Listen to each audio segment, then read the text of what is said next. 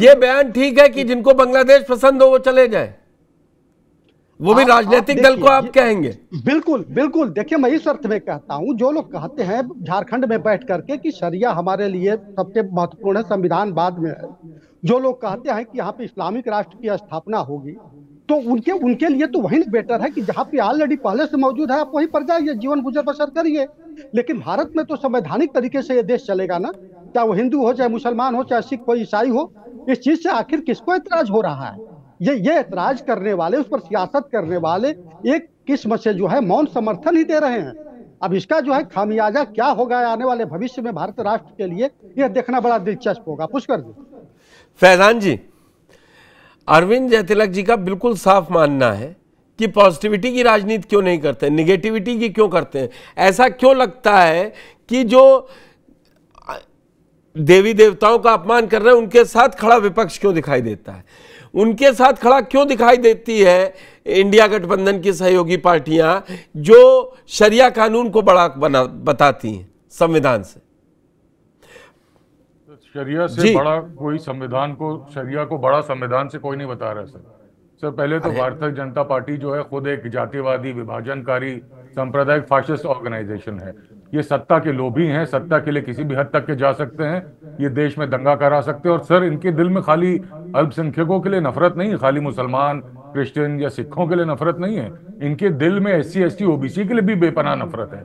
आप अगर उठा करके देख लें, अभी कल की या परसों की बात है, प्रयागराज में एक पीड़ित समाज का आदमी, दलित आदमी, देवी शंकर नाम है सर, कुछ जाति के लोगों ने उसको पकड़ के जिंदा जला के मार डाला। और ये एक लौती इंसिडेंट नहीं सर, ऐसे बहुत सारे इंसिडेंट हैं। अभी जो आपके अरविंद साहब बता रहे थे, पहले इनकी बात का जवाब दे दूं कि देश संविधान से चलेगा, जरूर चलेगा। और जो संविधान नहीं मानेगा, कह रहे थे कहीं और चले जाओ, बिल्कुल चले जाओ, लेकिन फिर उन लोगों को भी कहीं भेजने का इंतजाम कर दीजिए जिन्होंने संविधान को मानने से इनकार कर दिया था, जिनका था मनुस्मृति बनाना है, तिरंगे को अशुभ बोला था। कौन था? RSS था, जिसने बाबा साहब भीमराव अंबेडकर का पुतला जलाया था क्योंकि हिंदू कोड बिल ला रहे थे, उनको भी देश निकाला दे देना चाहिए।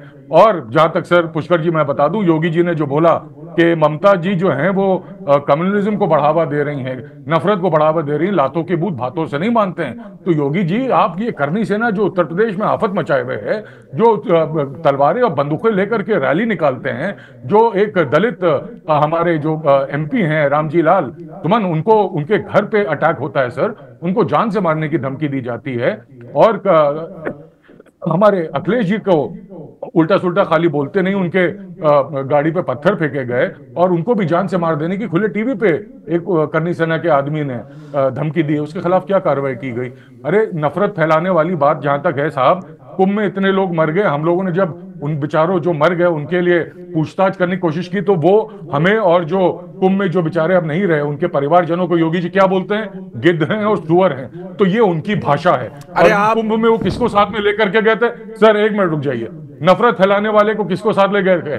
नरसिंहानंद को, यति नरसिंहानंद को कौन लेके गया था? योगी जी लेके गए थे ना। क्या बताना चाह रहे थे? कौन से वोट बैंक को केटर करना चाह रहे थे? क्या नफरत फैलाना चाह रहे थे? और बताऊं क्या?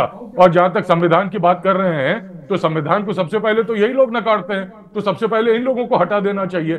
सर इतने सारे किस्से हैं, आप उत्तर प्रदेश के हालात जरा देख लीजिए।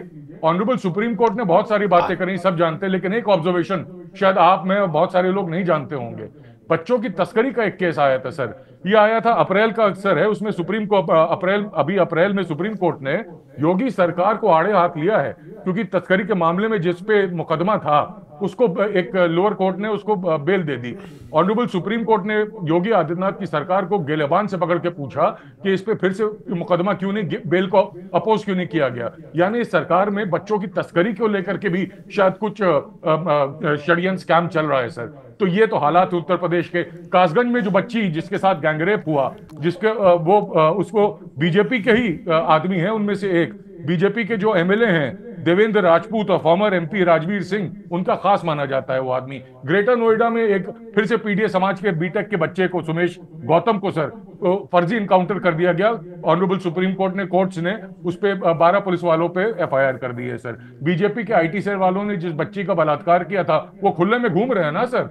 सुबोध कुमार साहब बुलंदशहर के, उनको मारने वाले कौन थे? राइट विंग के लोग थे, खुले में घूम रहे हैं ना।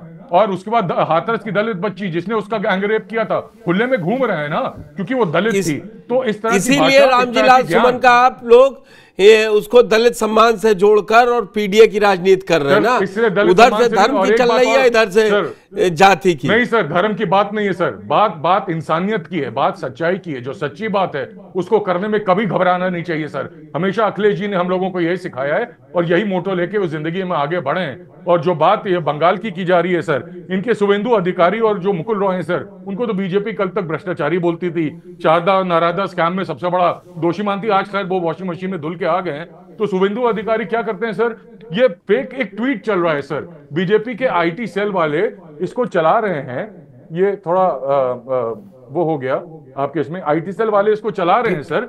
इसमें अलग अलग जगहों के जहां पे अनरेस्ट हुआ था, दंगे हुए थे, उसको ये बंगाल का दिखा के चला रहे हैं। ये फैक्ट चेक हुआ तो सर ये तो इनकी मानसिकता है भारतीय जनता पार्टी। मैं बताऊं, मैं वहां तक ले नहीं, मुझे मुर्शिदाबाद हिंसा डिस्कस नहीं करनी है फैजान भाई, लेकिन बात क्या हो रही है, आज ममता बनर्जी ने क्या कह दिया कि बीजेपी और बीएसएफ मिलकर ये दंगा करवा रही है, आप बीएसएफ को घसीट लेंगे, ये बोल नहीं पाएंगे, आप बीएसएफ को घसीट लेंगे, आप बीएसएफ को घसीट लेंगे उसमें। सर जिम्मेदारी किसकी है सर? अगर सरहद पार से लोग फिर मुख्यमंत्री वहां क्या कर रहे हैं? तो मुख्यमंत्री क्या कर रही है? ये सेंटर की जिम्मेदारी है, सेंट्रल फोर्सेस हैं सर, ये मुख्यमंत्री की जिम्मेदारी मुख्यमंत्री के हाथ में नहीं है। मोदी जी से कहिए प्रधानमंत्री का पद छोड़ दें, इंडिया गठबंधन से कोई प्रधानमंत्री बन जाए। ममता बनर्जी के पास ये रिपोर्ट है कि बीएसएफ वाले मिले हैं और उनके पास पुलिस नहीं है, बीएसएफ वाले कोई वो है कि उनको होलिकाओं में कोई छू नहीं सकता है। आप किसी को भी शामिल कर देंगे अपने राजनीतिक फायदों के लिए, आप इमाम से बैठ के केवल कहेंगे। और सुनिए, धर्म की राजनीति कैसे हो रही है आपकी तरफ से भी। ममता बनर्जी आज इमाम की बैठक करती है, क्या कहती है? कहती है कि मुझको अगर सलामत देखना चाहते हो तो शांति से रहिए। ये अपील करने का तरीका है कि भड़काने का तरीका है? नहीं सर, अपील ऐसे होती है। सर देखिए, पहली बात, जो दंगा वहां हुआ है, जो मासूम लोगों की जान गई है, हम उन मासूम लोगों के लिए उनकी हमारी सहानुभूति है दिल में, ऊपर वाला उनके परिजनों को सब्र दे, और ये दंगे नहीं होने चाहिए। और जिसने भी किया हो, जो भी उसके धर्म हो, जो भी उसकी जाति हो, उसको जेल में जाना चाहिए सर। लेकिन वो लोग जो ये दंगा भड़का रहे हैं, जिसका नाम भारतीय जनता पार्टी है, ऐसे लोगों का हिसाब किताब भी होना जरूरी है सर, क्योंकि भारतीय जनता पार्टी ने सोच लिया है 9 लाख करोड़ से ऊपर का लोन है सर उत्तर प्रदेश में। 2 साल के अंदर कितना हो जाएगा जरा हिसाब लगा लीजिए। 180 करोड़ पार लोन है हिंदुस्तान पर नरेंद्र मोदी साहब की वजह से। 26 में 200 करोड़ के पार हो जाएगा। और जनता को पता होना चाहिए कि जो बॉन्ड्स लिए हैं मोदी साहब ने, ये चुकाना उनको नहीं पड़ेगा। 30 साल बाद कोई और सरकार आएगी, वो चुकाएगी। तो ये पैसा लेते जा रहे हैं और आने वाली नस्लों के ऊपर लोड डाल के चले जाएंगे नरेंद्र मोदी साहब। अपने सारी मन की बात, अपना सारा प्रचार तंत्र जो चलाते हैं, जो जनता के पैसे पे, ये और उसके बाद दीपक जी मुसलमान कराते हैं ताकि सवाल ना पूछ सकें। ठीक, दीपक जी सर सवाल पूछेंगे सवाल। दीपक जी, फैजान किदवई का बड़ा आरोप है कि राष्ट्रवाद के नाम पर जो आर्थिक खोखलेबंदी है उसको छुपाया जा रहा है। उन्होंने कई आरोप गिनाए, वो बार बार, मैं हिंदू मुसलमान पे, आप खुद भी कुछ कहना चाह रहे हैं, आप उस पर भी बोलिए। और वो जो इन्होंने लास्ट में कहा ना कि करोड़ों अरबों रुपए का कर्जा बढ़ता जा रहा है, इसीलिए लोगों को ये हिंदू मुसलमान के या जाति के मसलों में फंसाया जा रहा है, इसको मुद्दा बनाया जा रहा है। देखिए पुष्कर जी, फैजान जी ने बहुत 2-3 विषयों पर बात करी, मगर शायद वो भूल जाते हैं अपने किए हुए दृश्यों को। शायद वो भूल जाते हैं कि कौन आज ऐसी ऐसी बातें करके, इस प्रकार के बयान दे करके दंगे को भड़काना चाहता है। उन्होंने दंगे भड़काने की बात करी। अगर हम मंदिरों पर सवाल खड़ा करेंगे कि मंदिरों में भगवान पर या जो श्रद्धा उस भगवान पर रखते हैं उन पर सवाल खड़ा करेंगे, तो क्या प्रदेश में दंगा नहीं फैलेगा? ये दंगा भड़काने की बात कौन कर रहा है? किस तरीके के धर्म के नाम पर हमेशा तुष्टीकरण की राजनीति में, हमेशा से ये समाजवादी पार्टी ना, ये नवाजवादी पार्टी, ये नवाजवादी पार्टी के लोग किस तरीके से धर्म को ऑब्जेक्शन ले रहा हूं सर। एक मिनट, मैं आपको ऑब्जेक्शन दूंगा फैजान भाई, एक एक करके। उन्होंने भी मुझे उंगली उठाई थी कि मैं बोलना चाहता हूं। आपने जैसे ही भारतीय जनता पार्टी को दंगा पार्टी कहा था, मैं बता रहा हूं सर, मैंने कोई पार्टी को कुछ भी कहा, किसी धर्म के नाम पे नहीं बोलना चाहिए। फैजान भाई, आप अगर ऐसे डिस्टर्ब करोगे तो हम जान लेंगे कि निश्चित रूप से समाजवादी पार्टी की तुष्टीकरण की राजनीति करने के लिए भी आप भी बैठे हो।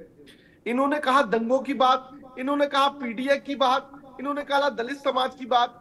अब आप पीडीए की बात इन्होंने ये बताया, मैं इनसे ये पूछना चाहता हूं कि जब उपचुनाव हो रहे थे तो मैनपुरी के अंदर उस दलित बेटी की क्यों हत्या कर दी गई थी? क्यों हत्या कर दी गई? क्योंकि वो भारतीय जनता पार्टी को वोट दे रही थी। किसने हत्या करी? समाजवादी पार्टी के लोगों ने। 2015 के अंदर 2 दलित किसानों को ट्रैक्टर से कुचल करके समाजवादी पार्टी के ब्लॉक प्रमुख मार देते हैं, उस पर कोई एफआईआर, कोई मुकदमा, कोई दर्ज नहीं होता है। शाहजहांपुर के अंदर जेल के थाने के अंदर एक पत्रकार को जला करके मार देते हैं, उस पर कोई अपराध, कोई दर्ज नहीं होता। जिस तरीके समाजवादी पार्टी का चरित्र रहा है, प्रतिबिंब रहा है। इन्होंने एक बात और कही चौहान जी, ये सत्ता के लोभी हैं। भाई सत्ता का लोभ कौन दिख रहा है? सत्ता का हद कितना चला गया है कि जो औरंगजेब के मसीहा बनते चले जा रहे हैं, बाबर के डीएनए को बताने का काम कर रहे हैं। अरे श्रीमती जी, कुछ तो सस्ता लो, बचत करो। नहीं श्रीमान जी, सब बढ़िया लो, रहने दीजिए। इसमें क्या खास बात है? थोड़े में ज्यादा स्वाद, यही तो है इसकी खास बात। वाह मामा, क्या स्वाद है। अरे मेरे राजा, सबका राजा और प्योर मसाला।